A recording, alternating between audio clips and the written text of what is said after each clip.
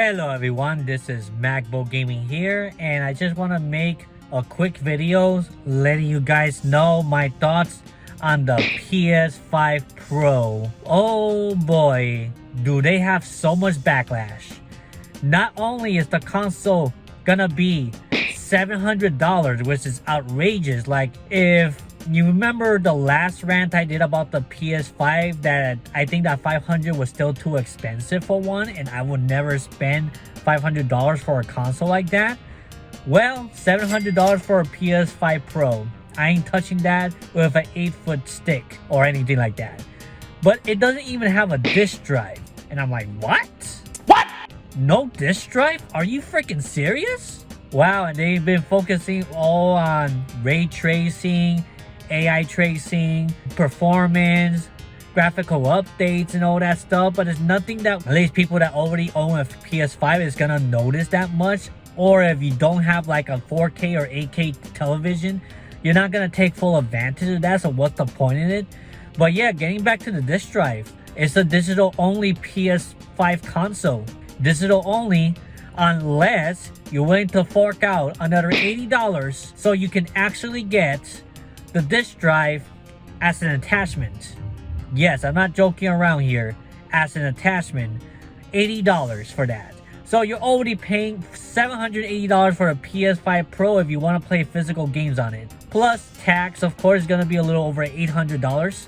If you want to play on the go, PS Portal, $200. So that's about $1,200 already if you want to have the full experience of the PS5 right there at the best possible specs out there. It's optional, of course, but you know, I'm just saying, if you want all that stuff. And then we have a PlayStation VR 2 for PS5, which is $550, even more expensive than the base PS5. So yeah, PS5 Pro, man, $700. That's too expensive, man.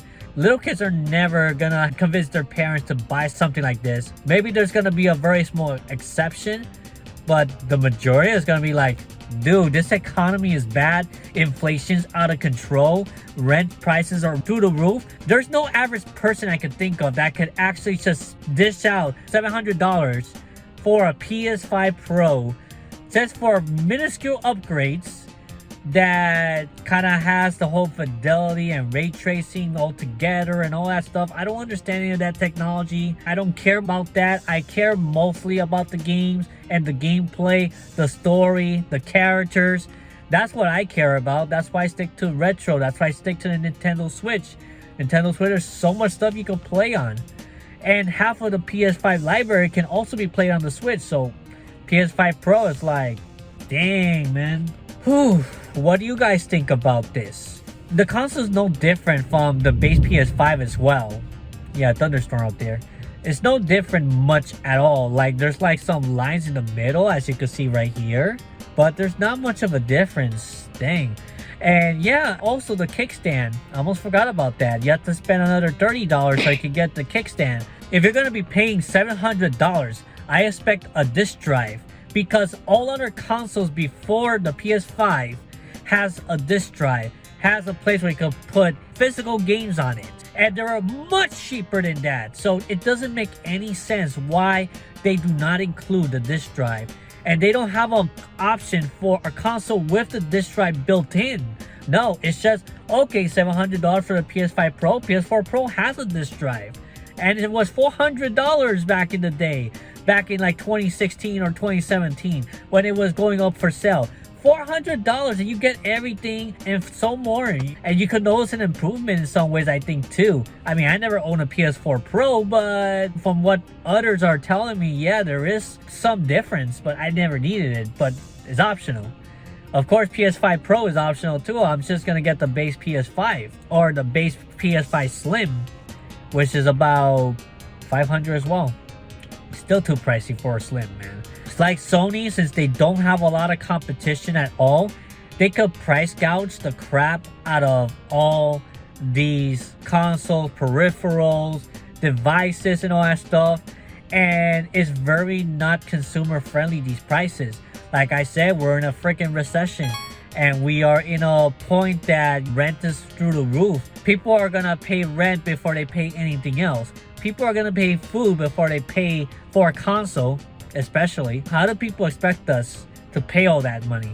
Like, yeah, I get it. They don't expect for everybody to buy it because it's more for the more hardcore audience, the ones that want to have the true full experience on the PS5, for rich people mostly as well. Those are probably the people they're targeting. But of course, you know, when they released the video, we're targeting to every one of the Sony fans, right? So yeah, it's outrageous. Like, there's a lot of backlash with good reason. A lot of people mad about this as well. It's not just me complaining about this. Like, for real, there are some games for PS5 I want, like Stellar Blade, Spider-Man 2, Final Fantasy Rebirth, and Astro Bot that just came out this month, and a few other games as well. But it's still not enough for me to justify a $500 price tag, let alone a $700. I expected a $600 for PS5 Pro, but no, $700, like with no kickstand and with no disk drive. So they're stripping features and they're still overcharging you for this thing. Freaking crazy. And they expect you to be impressed by the improved graphics card, much better graphics card on the PS5 Pro, and ray tracing and all that other mumbo jumbo that I don't understand very well. I just want to play games for fun and for the story and all that stuff, like I said. Anyway, that's all I have to say about the PS5 Pro. Is BS. I will never touch that thing. I'm not going to support Sony anytime soon.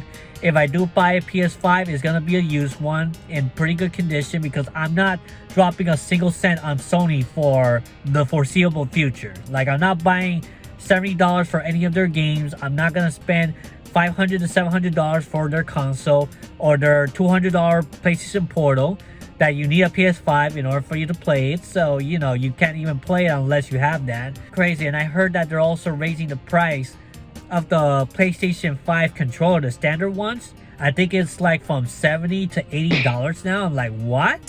And of course, we know that they're already raising the price of PlayStation Plus, which I canceled last year, by the way. So, Sony, you suck. You are not consumer friendly.